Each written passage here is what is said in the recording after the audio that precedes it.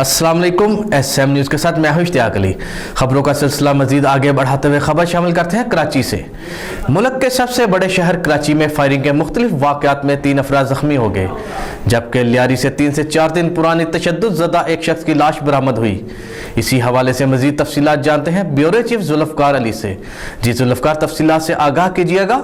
जी बिल्कुल, पुलिस के मुताबिक करंगी की वीटा चिरंगी के करीब नामालूम सिमत से आने वाली गोली लगने से एक शख्स जख्मी हो गया।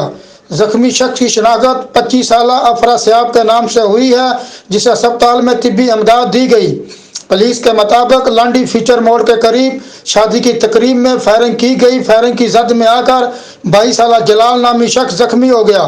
जख्मी शख्स को तिब्बी इमदाद के लिए जिना अस्पताल मुंतकिल कर दिया गया, जबकि पुलिस का कहना है कि फायरिंग करने वाले अफराद की तलाश की जा रही है।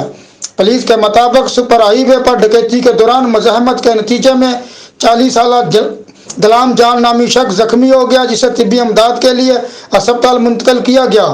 इधर लिहारी के इलाके स्लाटर हाउस के करीब से 3 से 4 दिन पुरानी तशद्दुद ज़दा एक शख्स की लाश बरामद हुई, जिसको रेस्क्यू अदारे की एम्बुलेंस के जरिए सिविल अस्पताल मुंतकिल किया गया, जहां उसकी शनाख्त 22 साला अब्दुर्रहमान के नाम से हुई है। जी बहुत शुक्रिया जुल्फ़कार तफसीलात से आगाह करने के लिए।